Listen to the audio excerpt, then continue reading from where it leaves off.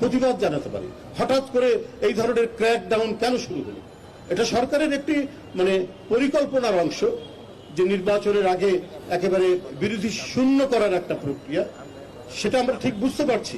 কিন্তু হঠাৎ করে এই ক্র্যাকডাউন, তো সবুজ ভাই আমাকে বড় হলটি দিলেন, বলে যে আপনি এখানেই করেন, তারপরে দেখা যাবে পরিস্থিতি কি হয়। তারপর যাই হোক ওখানে দৌড়ে আসলাম, সব সাংবাদিকদের ডাকলাম, একটা খুব বড় ধরনের প্রতিবাদ করলাম সাংবাদিক সম্মেলনের মধ্যে দিয়ে। আমি আর বেরোতে পারছি না, কোনোভাবেই বেরোতে পারছি না। মেইন গেটের সামনে কালো কাঁচ ঢাকা মাইক্রোবাস, আপনার ব্যাংকের পাশে ছোট্ট যে গেটটি সেখানে মাইক্রোবাস, কোনোভাবেই আর বেরোনোর কোনো স্কোপ নেই। এক ভয়াবহ পরিস্থিতি। এখান থেকে উত্তরণ ঘটাবো কি করে, নিজেকে পার্টি অফিসে ঢুকবো কি করে, এটাই আমার মাথার মধ্যে কাজ করতে লাগলো। যাই হোক, রাত্রি 3:50 পর্যন্ত প্রেস ক্লাবে অবস্থান করলাম। প্রেস ক্লাবের অন্যান্য সাংবাদিক ভাইরা অত্যন্ত আন্তরিকতার সাথে সে আশ্রয়টি দিলেন। তারপরে ফাঁক বুঝে গাড়িতে করে আমি এখান থেকে বিদায় হলাম। তো এই যে আশ্রয়, গণতান্ত্রিক কামী মানুষকে আশ্রয়ের জায়গা হিসেবে আমরা প্রেস ক্লাবকে মনে করতাম। প্রেস ক্লাব ছিল সত্যিকার অর্থে সব সময়, সব যুগে যারা ন্যায়ের পক্ষে, সত্যের পক্ষে, সরকারি নিপীড়নের বিরুদ্ধে যারা আওয়াজ তোলে, যারা প্রতিবাদ করে, তাদের একটি আশ্রয়ের জায়গা।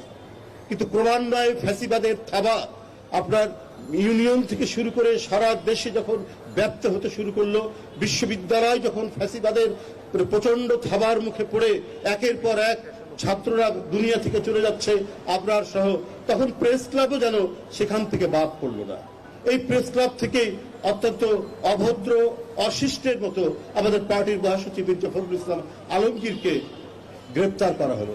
এবং একজন সিনিয়র সাংবাদিক এই গ্রেপ্তারের পিছনে আমরা প্রকাশ্যে, আমরা তখন লুকিয়ে আছি, পালিয়ে আছি, গোপনে আমরা স্টেটমেন্ট লিখে পাঠাচ্ছি সাংবাদিকদের কাছে।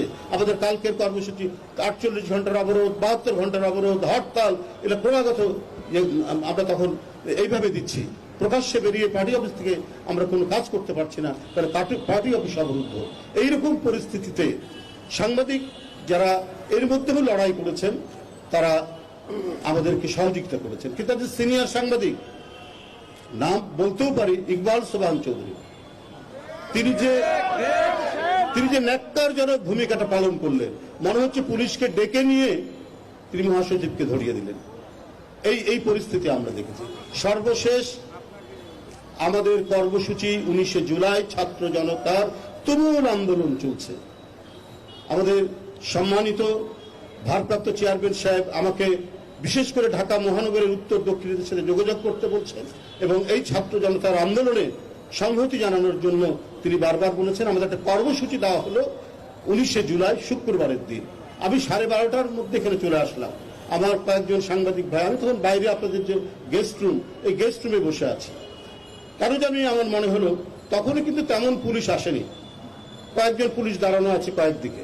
হঠাৎ আমার মনে হলো যে এখানে থাকা ঠিক হবে না, কিন্তু কোন দিকে যাব? এমন সময় কিছু সাংবাদিক ভাইরা আমাদেরকে ভিতরে, যেখানে সিনিয়র সাংবাদিক বা কার্ডধারী সাংবাদিক যারা সদস্য তারা যান, এর মধ্যে 2জন সিনিয়র সাংবাদিক ভিতরে নিয়ে আমাকে চাটা খাওয়ালেন। এর মধ্যে একজন এসে খবর দিলেন যে আমাদের সেক্রেটারি বলেছেন যে আপনি এখানে একাই থাকবেন, আর কেউ যেন না ঢুকে। তার কথা শুনেই আমার একটু সন্দেহ মনে হলো। আমার মনে হচ্ছে যে কিছু একটা হতে পারে। তারপর চা খাওয়া শেষ হতে না হতেই দেখি একবারে 50-60 জন পুলিশ ঢুকে ওই ভিতর থেকে নিয়ে গেল। যে জায়গাটি ছিল গণতন্ত্র,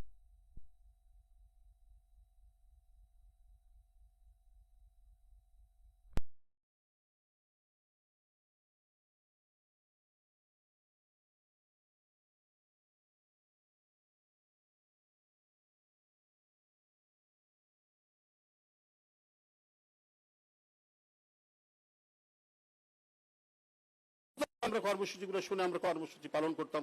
তখনও এরশাদ হঠাৎ করে পত্রপত্রিকা বন্ধ করে দিত।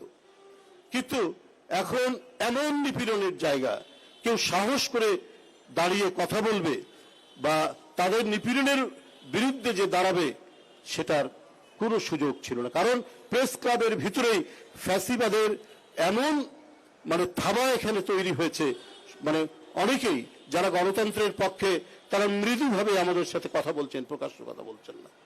দেখুন, যখন এই রকম আন্দোলন চলছে, মুগ্ধ মারা যাচ্ছে, আবু সাইদের সেই অদম্য সাহসী আত্মদান একের পর এক সারা বাংলাদেশ যখন প্রতিবাদে ক্ষোভে ফেটে পড়ছে, তখনই দেখছি টক শুতে শ্যামল দত্তরা বলছে এই ছেলেরা তো ভুল আন্দোলন করছে, এরা তো হচ্ছে আমাদের কি বলে যে চেতনার বিরুদ্ধে এরা কাজ করছে, কি বলে যে একবারে প্রকাশ্য স্বৈরাচারী শেখ হাসিনার গুণগানকে তিনি তো ওদের সবকিছু মেনে নিয়েছেন, তার মানে এরা করছে কি? নিশ্চয়ই তাদেরকে কেউ টাকা দিচ্ছে এবং টাকা দিয়ে তাদেরকে এই ভুল পথে পরিচালিত করছে। এই ধরনের মিথ্যাচার করে জনগণের একটি ন্যায়সঙ্গত আন্দোলন এবং এই ছোট বাচ্চাদের এই আন্দোলনকে, তাদের রক্তদানকে যারা কলুষিত করার চেষ্টা করেছে, তারা কি এক সভ্য মানুষ হতে পারে? তারা সভ্য মানুষ হতে পারে না। উগান্ডার প্রেসিডেন্ট ইদি আমিনকে একবার বলা হয়েছিল যে আপনার দেশে মত প্রকাশের স্বাধীনতা কেমন?